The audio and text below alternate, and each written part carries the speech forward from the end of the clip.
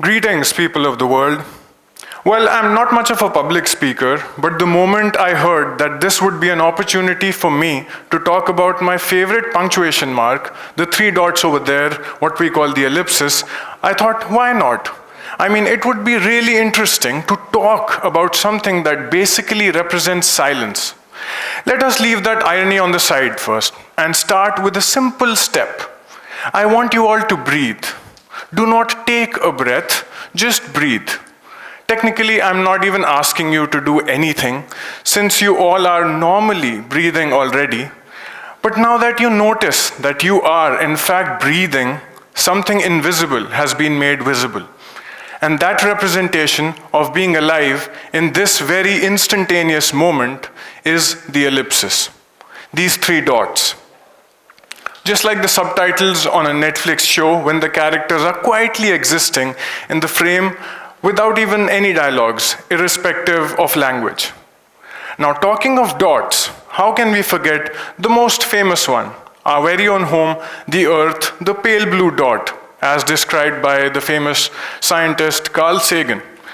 That's where we are today, and that's where we came from, a dot. We started with the dot, and we have ended up with the dot again. The question of existence boils down to a single dot, isn't it? The notion of singularity, the occurrence of the Big Bang, the expansion of the universe originating from a single dot.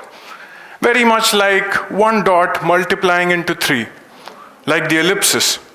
It's like a cell dividing into multiple cells, which is the basis of life. Perhaps ancient wisdom had a similar realization in India, because coincidentally, the Shunya Mudra is basically three fingers pointing upwards. The concept of Shunya refers to the foundational premise of emptiness, zero, nothingness, but it also refers to ultimate unity and formlessness. And the ellipsis is a perfect reimagining of it. It is a dot in a multiverse.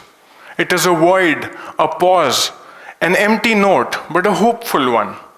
Something more than a period, something beyond a punctuation mark, something which is confused about its identity as a punctuation mark, unlike these famous marks, question marks, exclamation marks, and of course, Karl Marx. Marx, as we know, was obsessed with the idea of historical materialism, which means there is a way in which our history has progressed, that is through technological development, which led one mode of production to be replaced by another mode of production. So slavery, feudalism, and capitalism, for Karl Marx, are just dots of the ellipsis, pointing towards something beyond them, which for him could be socialism, communism, or whatever. That's a different debate. But what I am getting at is that his thought was derived from the concept of dialectic by Hegel. This is Hegel. His his surname is much more easier to remember than his first name or names because it's George Wilhelm Friedrich Hegel. So he's like the Neil Nitin Mukesh of Western philosophy. Anyways, what Hegel argued was that our fate, our history, progresses in a dialectic fashion. Which is to say, in very simple terms, the old and the new, the past and the future are always in a tussle along with the present. What he calls thesis and antithesis, which have contradictions between them, the old way of thinking and the new way of thinking. And the struggle between them leads to a synthesis. The simplest way to see this entire perspective is right here, the ellipsis, which denotes the thesis, antithesis, and synthesis, all taken together. Hegel was a lover of art, and he described art as the sensuous presentation of ideas. So, according to that semiotic definition, ellipsis is a perfect work of art. Now, many of you would be irritated by the jargon I'm using here. It feels like one philosophical complication after another. But, well, and Ludwig Wittgenstein, that's the guy on the left, would agree with you, because according to him, all problems, philosophical or spiritual, are at their very core problems of language. The inability to address them is because of the limitations of language. The guy in the center is Jean-Paul Sartre. For him, existence itself was a problem. He described it as nausea in one of his earlier works. The moment you realize, he said, that existence is not a necessity, you are reminded of how useless life is. And that is, of course, Albert Camus, who was very nice about the same problem. He said, well, if life is meaningless and there is no point to it, that sort of frees me, it liberates me and empowers me to find my own meaning. So if I have a mundane job, like rolling up a rock up a hill, just like our friend Sisyphus over here, I would do it happily if I consider that the rock gives purpose to my life.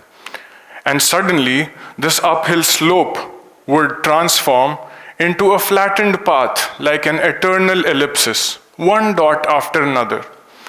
So friends, what I offer you today is the ellipsis. It is a linguistic solution to an existential problem.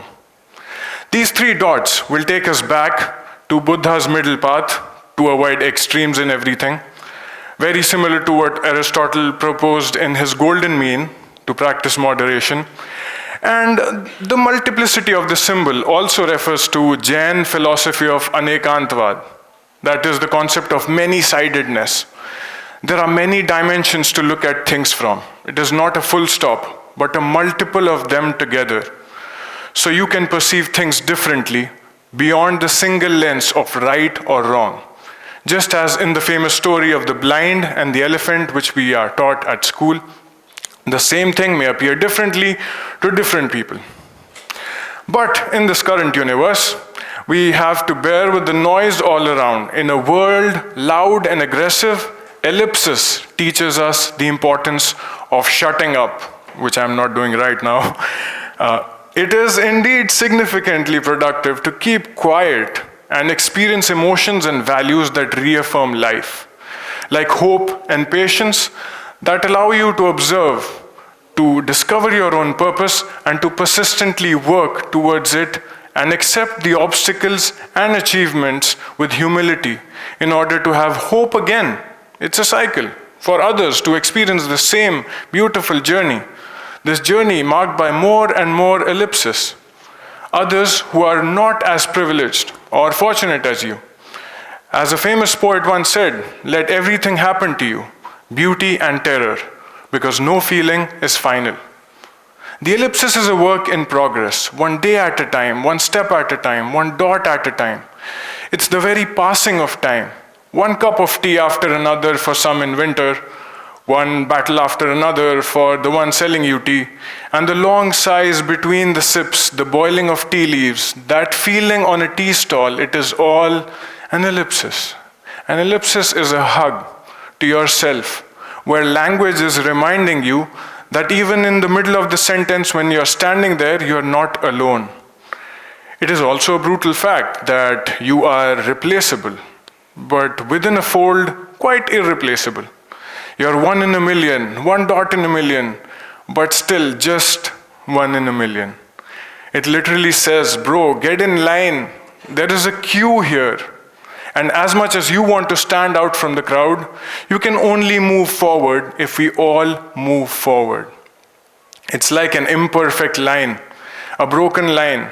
How Leonard Cohen, the famous music artist, says everything is broken. That's where the light gets in. Or maybe it is a line that is crossed from in between, representing the breaching of artificial boundaries. I would like to leave you with a picture and a quote. This is the picture.